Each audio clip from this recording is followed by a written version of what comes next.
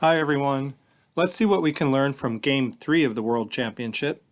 So Nepo has the white pieces again, Carlsen is black, and they play another Ruy Lopez, repeating the opening from Game 1. Okay, they go down the main line here, but now after castles, Carlsen is once again threatening to play the marshal attack. So let's see, what exactly is he threatening to play? Well, if white continues with the main move c3 in the position, he's giving black an option here. Black can go for the marshal attack with d5. And the main line of the marshal attack is to take on d5 and then win the pawn on e5. So white gains a pawn in this opening, which usually continues like this. But black gets an initiative. He attacks the h2 square. White defends, queen goes to h3, and white is up a pawn, but black is attacking the white king. He's got some bishops, knight, queen, all poised to come to the king side. Even this f-pawn sometimes comes forward and tries to break open the king side. So white has to patiently defend and try to win in the endgame. But many times the game amongst grandmasters ends up drawn, and white has to actually struggle for the draw. Ivanchuk once famously said that playing c3 and allowing the marshal attack is a mistake. And so I don't think Nepo wants to play the marshal because this is the second time he's avoided it in this particular game. By the way, going back here after c3, black doesn't have to play the marshal. He can play d6 and continue down the main line of the Ruy Lopez, which would be h3, stopping the bishop from coming to g4. White wants to expand in the center with d4, and he needs his knight to support that move, so he can't let it be pinned. Common move here is knight a5, attacking the bishop. The bishop retreats. c5 expanding on the queen side, and then white does get in this d4 move.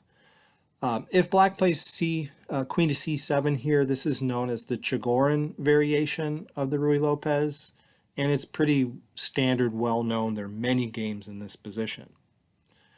But going back to the actual game, Nepo didn't play c3 in the position. He played an anti-marshal move, a4, and it's the first move that's different from game 1. Let's recall in game 1 he played h3. Now h3 is a very useful move because as we saw in the main line, white likes to play h3 to stop the bishop from coming to g4. But when he played this in game 1, he had to face this rather rare idea from Carlsen, knight to a5, giving up the e-pawn, and this is how game 1 proceeded. And the bishop ended up on b7, d3 to support that e4 pawn, and d5. And notice the h3 pawn isn't doing much because Carlsen rerouted his bishop to this long diagonal, and so that h3 pawn isn't stopping any bishop from coming to g4. So that's one particular anti-marshal that Nepo tried in game 1. This time he tried something other than h3. He tried a4 instead. Now a4 is a threat to win a pawn on b5 because if he takes the pawn, Carlsen's a6 pawn is pinned. The rook would take the rook on a8.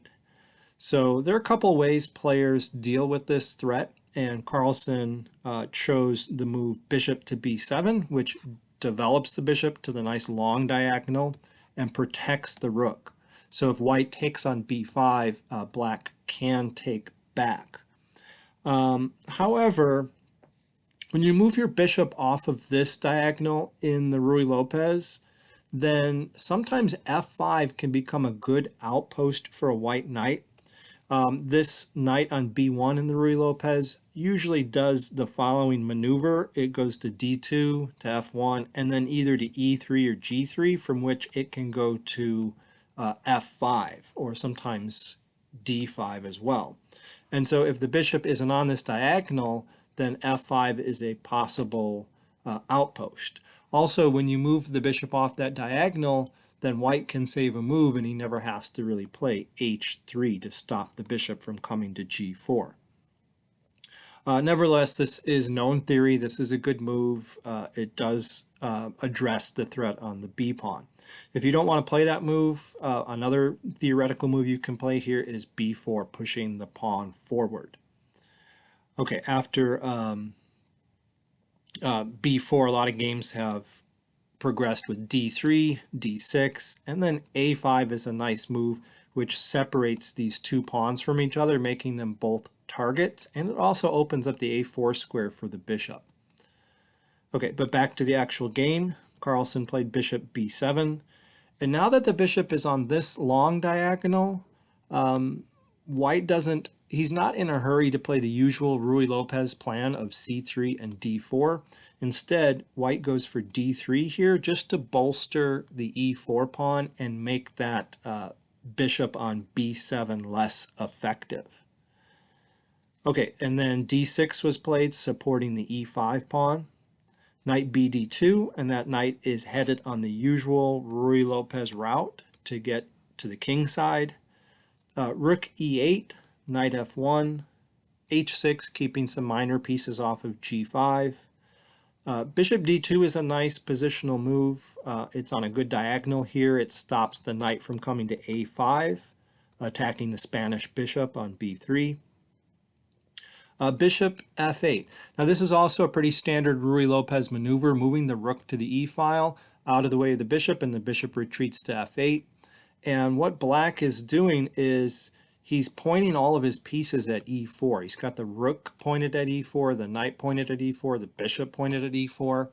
And this is going to dissuade white from enacting his usual plan of c3 and d4, expanding in the center, because after e takes d4, this pawn on e4 is going to be a target. It's going to be very weak. And in fact, in this game, Nepo decides not to go for that plan of c3 and d4. So here he plays knight to e3. That knight can go to e3 or sometimes g3. And black plays knight to e7, counteracting this knight, which was looking at these two squares. So both knights are now pointed at those two squares. White goes for c4. It's a good time to attack that pawn, because now that the knight has left the c6 square, black cannot push the pawn forward to evade attack here. So he has to make a decision as to what to do. Can't lose the pawn on b5, and Carlsen decides to take the c4 pawn. And white can take back with either minor piece. He can't take back with the pawn, of course. He needs it to support e4. But either minor piece is fine to recover the pawn on c4. He decides to do it with his knight. And his knight is threatening maybe to go to a5 to harass that bishop. And Carlsen very quickly in this position played knight c6, protecting that a5 square. And a lot of people were saying this is probably where Carlsen's opening preparation has ended, at move 15. Okay, rook c1 was played, putting the rook on the semi-open file. Good move. A5, excellent positional move, and there's several reasons for this move. One, it opens up the a6 square. This bishop may want to go to a6 at some point. It stops white from pushing his pawn to a5, gaining the a4 square for his bishop. Also, it secures the b4 square. Maybe a minor piece can come to b4 later. And as Capablanca said in his book, Chess Fundamentals, black has one unit here stopping two. Okay, so that one A pawn is holding down white's A and B pawns here. Okay, so white tries bishop to c3 for a couple of reasons. One, this is now aimed at the center and it can help support a d4 pawn push.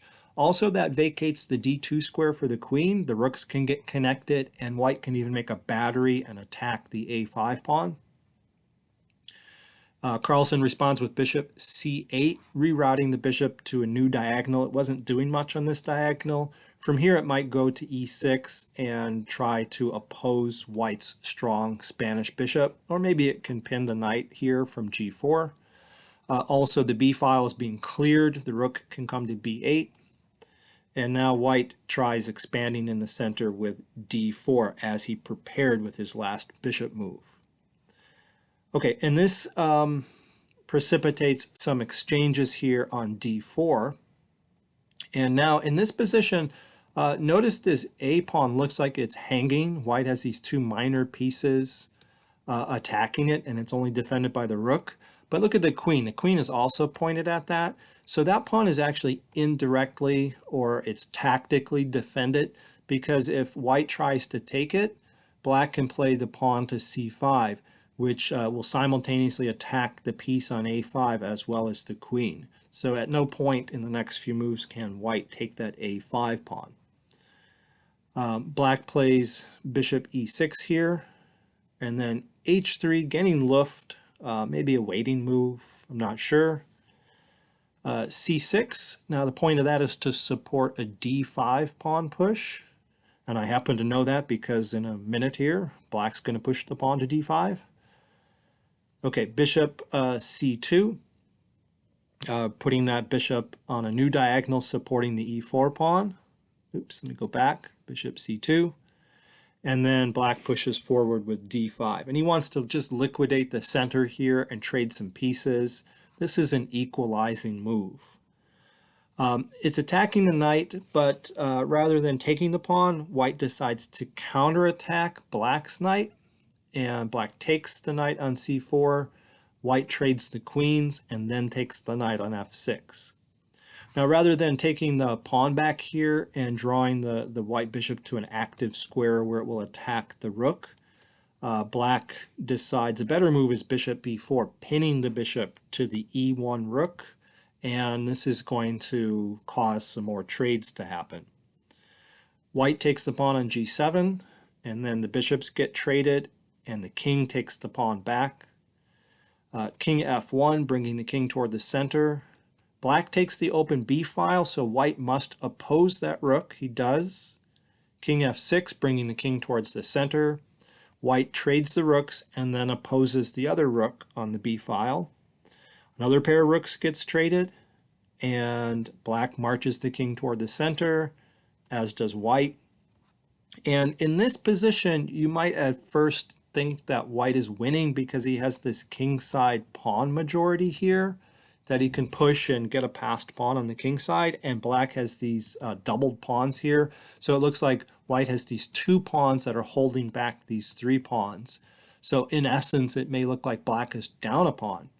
But the problem with white's position is that he has this weak pawn on a light square, which can be attacked, and so white's going to have to defend that pawn endlessly, and he won't be able to make any progress. If you take these two pawns and push them up a rank, if you put the white pawn on a5 and the black pawn on a6, then white would be completely winning the position because his pawn would be on a dark square, black would not be able to attack it, and in fact, black would have the weak pawn that white can attack on a6. And at that point, if those pawns were situated like that, then this majority could start to roll and white would get a passed pawn. And you can check it out. I checked it out with an engine. I put that position on Lichess, and it tells me that white has a winning advantage. But unfortunately, the characteristics of this position do not allow Nepo to push for anything. And the players move the pieces around a bit, back and forth. Black attacks the pawn on a4, so the white bishop has to stay defending it. And eventually, the players reach the 40th move and the time control, and right here at move 41, the players agreed to a draw. The tournament does have a rule that players are not allowed to agree to a draw before move 40. So 41 comes and the players agree to a draw. Okay, so we have 3 draws so far. I look forward to game 4 tomorrow. Thanks for watching this video.